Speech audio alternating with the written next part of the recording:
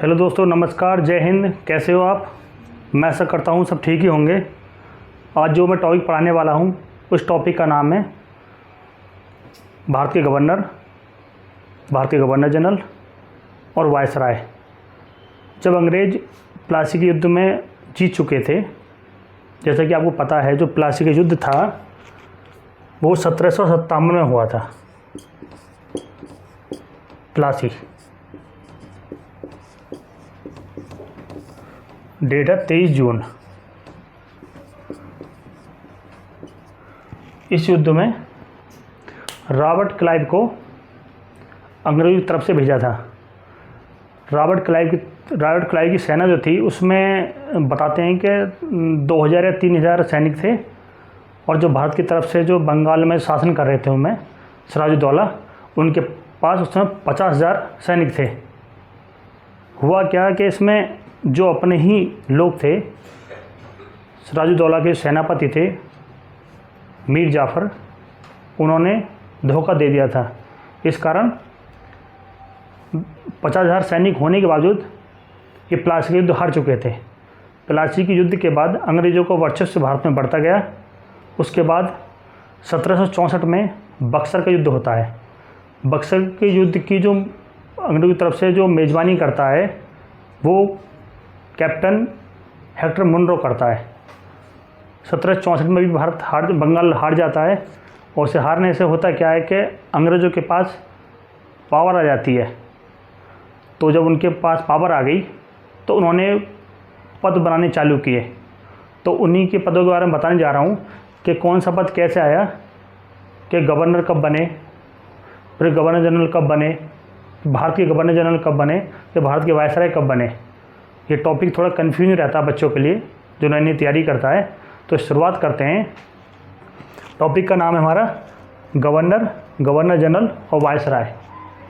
तो शुरुआत करते हैं, क्योंकि हमारा उस समय जो सबसे धनी जो राज्य था वो बंगाल था। बंगाल ये कि वो नदी किनारे था, कलकत्ता बंगाल में ही था। तो सारे अंग्रेज़ों ने जो देखा ना कि यहीं की भूमि ज़्यादा उपजाऊ है, वहीं जाकर उन्होंने राज किया। जब 1764 का युद्ध, बक्सर का युद्ध जीत जाते हैं अंग्रेज, तो 1765 में इलाहाबाद की संधि होती है। उस संधि में कुछ नियम बनाए जाते हैं कि तो उसके अकॉर्डिंग तो बंगाल के पहले गवर्नर जो बनते हैं वो बनते हैं रॉबर्ट क्लाइव। रॉबर्ट क्लाइव जो होते हैं ये बताते हैं कि क्लर्क थे। जब ये अंग्रेज़ सेना में आए तो एक क्लर्क बन के आए थे। इन्होंने कुछ ही दिनों में इतना बड़ा पद धारण कर लिया, तो ये बंगाल के प्रथम गवर्नर बनाए रॉबर्ट क्लाइव। 1765 में बंगाल के प्रथम गवर्नर बनाए रॉबर्ट क्लाइव। ये पद आगे चलता रहा, तो बंगाल के अंतिम गवर्नर जो बने वो वारेन हास्टिंग्स बने। जिस समय वारेन हास्टिंग्स बंगाल के गवर्नर बने थे, इस पद का नाम चेंज किया गया। तब उस समय 1773 में एक रेगुलेटिंग एक्ट आया था। उस रेगुलेटिंग एक्ट के तहत ही इसका नाम चेंज किया। तो अब इस पद का नाम बंगाल का प्रथम गवर्नर जनरल हो गया। तो बंगाल के प्रथम गवर्नर जनरल जो बने वो हमारे वारेन हेस्टिंग्स बने। ये पद आगे चलता रहा। इसके बाद गवर्नर जनरल वारेन हेस्टिंग्स बन गए। इसके बाद इस पद को भी 1833 में ख़त्म कर दिया। 1833 में जो बंगाल के अंतिम गवर्नर जनरल थे वो थे विलियम बेंटिंक। आप जानते हो, विलियम बेंटिंक को बंगाल का अंतिम गवर्नर जनरल बनाया। इस पद को वहाँ से समाप्त किया। उस पद के बाद इस पद का नाम भारत का प्रथम गवर्नर जनरल बनाया। जो अभी तक हो क्या रहा था, जो बंगाल का गवर्नर जनरल था वो भारत के गवर्नर जनरल कहा जाने लगा। तो भारत के प्रथम गवर्नर जनरल बनते हैं विलियम बेंटिंक। उसके बाद भारत का अंतिम जो गवर्नर जनरल बनते हैं वो बनते हैं कैनिंग। वो कैनिंग बनते हैं। ये समय होता है 1858 का, क्योंकि 1857 में सैनिक विद्रोह हो चुका था। तो अंग्रेज़ जान चुके थे कि अब इस तरह शासन करना मुश्किल है।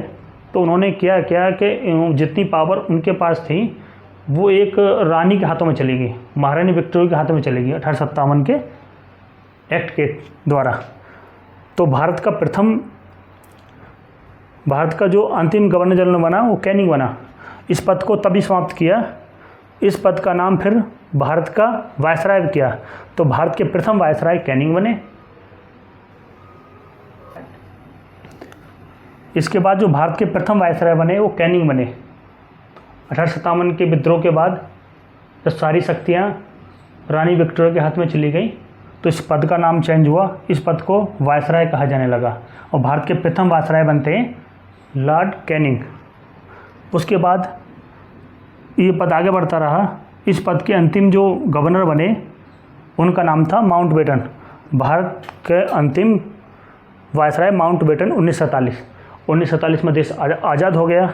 उस आज़ादी के बाद जब तक संविधान बनता रहा इस पद को आगे चलाते रहे, पर इस पद का नाम थोड़ा चेंज हुआ, तो पद का नाम स्वतंत्र भारत का प्रथम गवर्नर जनरल हुआ। तो 1948 में हमारे माउंटबेटन जो थे ये स्वतंत्र भारत के प्रथम गवर्नर जनरल बनते हैं। ये 1948 तक रहते हैं। इसके बाद स्वतंत्र भारत का अंतिम गवर्नर जनरल सी राजगोपालाचारी जी को बनाया जाता है।